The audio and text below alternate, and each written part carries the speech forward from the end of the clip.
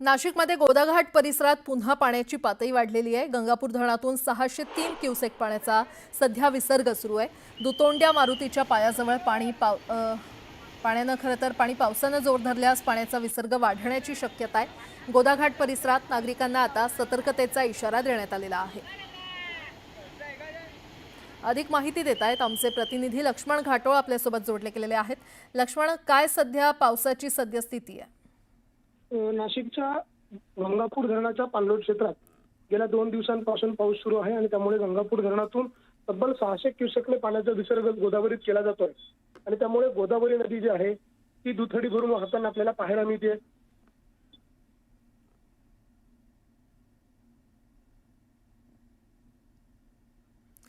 बहुधा काही तांत्रिक कारणांमुळे आमच्या प्रतिनिधींचा आवाज आपल्यापर्यंत पोहोचत नाहीये। मात्र नाशिकमधली ही दृश्य आपण पाहतोय। गोदाघाट परिसरात पाण्याची पातळी वाढलेली आहे। दुतोंड्या मारुतीच्या पायाजवळ पाणी आलेलं आहे आणि त्यामुळे आता प्रशासनाकडून सतर्कतेचा इशारा देखील देण्यात आलेला आहे।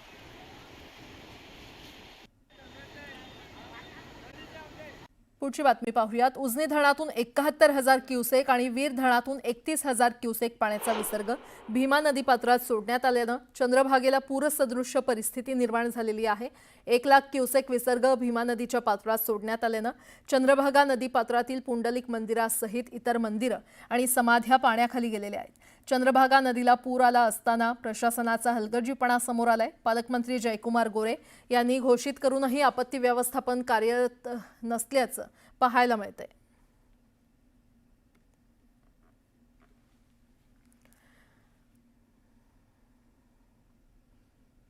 तिकडे कोल्हापूर जिल्ह्यामध्ये पावसाचा जोर ओसरला असून पंचगंगेच्या पाणी पातळीत घट व्हायला सुरुवात झालेली आहे। मात्र अद्यापही 53 बंधारे पाण्याखाली असल्यानं वाहतूक विस्कळीत झालेली आहे आणि गेल्या 12 तासांपासून पंचगंगेच्या पाणी पातळीत अर्ध्या फुटाची घट झाली आहे। तर राधानगरी धरणातील जलसाठा वाढल्यानं धरणाचे 6 दरवाजे उघडले असून त्यातून 1428 क्युसेक वेगानं पाण्याचा विसर्ग सुरू आहे।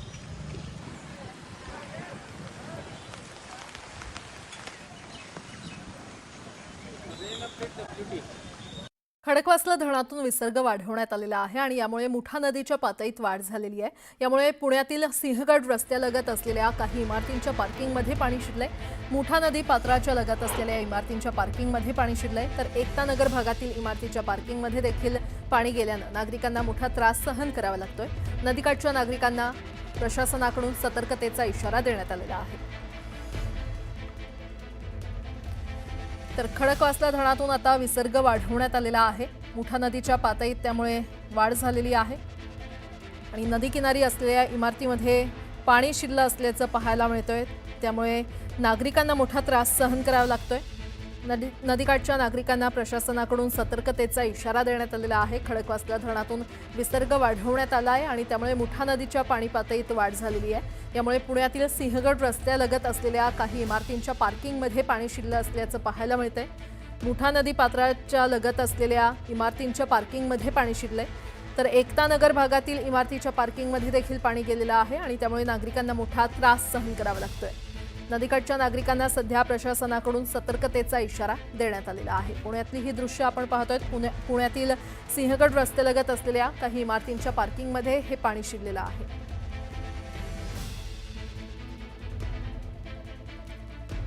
आणि मुठा नदी पात्रालगत असलेल्या इमारतींच्या पार्किंगमध्ये देखील पाणी शिरलेलं आहे। एकता नगर भागातील इमारतीच्या पार्किंगमध्ये पाणी शिरल्यानं नागरिकांना मोठा त्रास सहन करावा लागतोय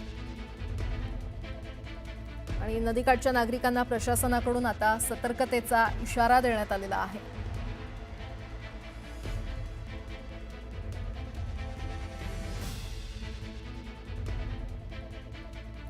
पुण्यातली ही दृश्य आपण पाहतोय। पुण्यामध्ये खडकवासला धरणातून विसर्ग वाढवण्यात आलेला आहे। त्यामुळे मुठा नदीच्या पाणी पातळीत वाढ झालेली आहे। पुण्यातील सिंहगड रस्त्यालगत काही इमारतींच्या पार्किंगमध्ये देखील पाणी शिरलेलं आहे। आता एक मोठी बातमी, खडकवासला धरणातून विसर्ग वाढवण्यात आलेला आहे आणि यामुळे मुठा नदीच्या पातळीत वाढ झालेली आहे। मुठा नदी पात्राच्या लगत असलेल्या इमारतींच्या पार्किंगमध्ये पाणी शिरलंय तर नदीकाठच्या नागरिकांना प्रशासनाकडून सतर्कतेचा इशारा देण्यात आलेला आहे। थेट जाणार आहोत. अधिक माहिती देण्यासाठी आमचे प्रतिनिधी अभिजित पोते सध्या आपल्यासोबत जोडले गेलेले आहेत. अभिजित, खडकवासला धरणातून विसर्ग वाढवण्यात आला असल्याचं कळतंय. नदीकाठच्या गावांना सतर्कतेचा इशारा देण्यात आला असेल काय? प्राजक्ता, केवळ नदीकाठच्या गावांना नाही तर शहरातील नदीकाठच्या सगळ्या घरांना आता सतर्कतेचा इशारा देण्यात आलेला आहे. कारण पुण्यात पावसाची संततधार, पुणे जिल्ह्यातलं जे धरण साखळी क्षेत्र आहे तिथे गेल्या 3 दिवसांपासून पावसाची संततधार सुरूच आहे. त्यामुळे खडकवासला धरण साखळी क्षेत्रातील 4ही धरणं आता भरलेली पाहायला मिळत आहेत आणि खडकवासला धरणातून आता 28,000 क्युसेक पाण्याचा विसर्ग जो आहे तो करण्यात आलेला आहे. आणि आता मी सध्या प्राजक्ता भिडे पुलावरती आहे. या भिडे पुलावरचं हे सगळे दृश्य पाहताय की नदीकाठची जी रस्ते आहेत, खरं तर शहरातली त्या सगळ्या रस्त्यांवर आता तुडुंब पाणी आलेलं पाहायला मिळतं. त्यामुळे या रस्त्यावरची, या परिसरातली वाहतूक आता पूर्णपणे बंद जी आहे ती करण्यात आलेली आहे.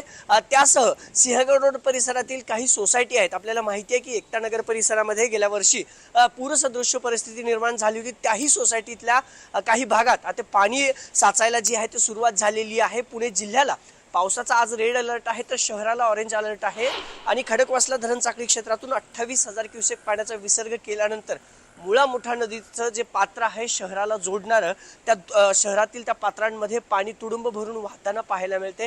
ही सगळी दृश्य जी आहेत ना ती भिडे पुलाच्या बाजूची दृश्य आहेत, जिथं दरवर्षी भिडे पूल वाहतुकीसाठी बंद होतो.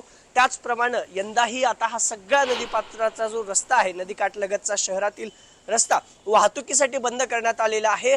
अग्निशमन दल, पुणे महापालिका अलर्ट मोडवरती आहेत. सायरन वाजून ठिकठिकाणी लोकांना सतर्कतेचा इशारा दिला जातोय. अलर्ट जो आहे तो दिला जातोय. आज दिवसभर खडकवासला धरण साखळी क्षेत्रात पावसाचा रेड अलर्ट देण्यात आलेला आहे आणि शहरात देखील पावसाची संततधार जी आहे ती अशीच सुरू राहील असा इशारा हवामान खात्याकडून देण्यात आलेला आहे.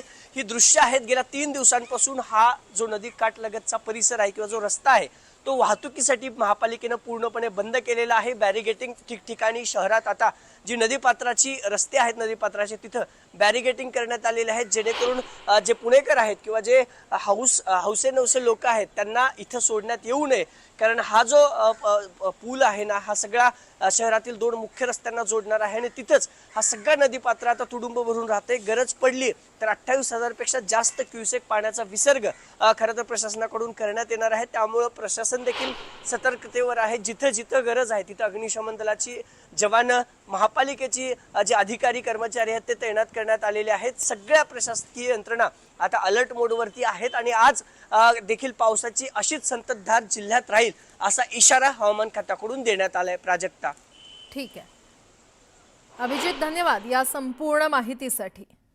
पुढची बातमी, राज्यसभा आणि लोकसभेत आज ऑपरेशन सिंदूरवर चर्चा होणार आहे. लोकसभेत गृहमंत्री अमित शहा चर्चेमध्ये सहभाग घेणार आहेत. तर यावेळी प्रियंका गांधी आणि समाजवादी पार्टीचे नेते अखिलेश यादव चर्चेमध्ये सहभाग घेणार आहेत. तर राज्यसभेत संरक्षण मंत्री राजनाथ सिंह चर्चेला सुरुवात करणार आहेत. विरोधी पक्षनेते मल्लिकार्जुन खरगे चर्चेला सुरुवात करणार आहेत. काँग्रेसला चर्चेसाठी 2 तासांचा वेळ देण्यात आलेला आहे. तर पंतप्रधान नरेंद्र मोदी देखील उत्तर देण्याची शक्यता आहे. त्यामुळे आजचा दिवस वादळी ठरण्याची शक्यता आहे.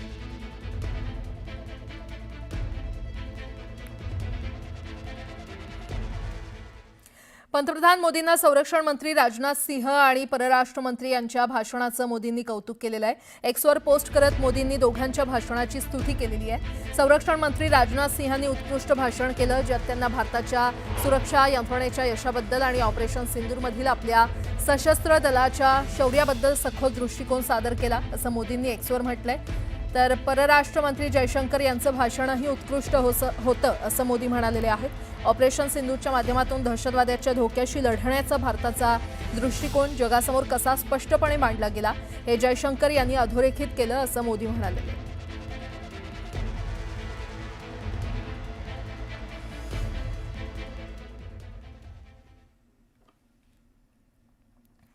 युद्धबंदी संदर्भात लोकसभेत चर्चा सुरू होती आणि यावेळी परराष्ट्र मंत्री एस जयशंकर यांनी अमेरिकेचे राष्ट्रपती ट्रम्प यांचे दावे खोडून काढले. त्यानंतर विरोधकांनी जोरदार गोंधळ घातला. यावेळी अमित शहांनी चर्चेत सहभाग घेत विरोधकांना जोरदार प्रत्युत्तर दिलं. तुम्ही भारतातील शपथ घेतलेल्या परराष्ट्र मंत्र्यावर विश्वास ठेवत नाही आणि दुसऱ्या देशातील लोकांवर विश्वास दाखवता, म्हणून तुम्ही विरोधी बाकांवर बसला आहात असं अमित शहा म्हणाले. तर पुढचे 20 वर्ष तुम्ही तिथेच बसाल असं म्हणत विरोधकांवर निशाणा साधला.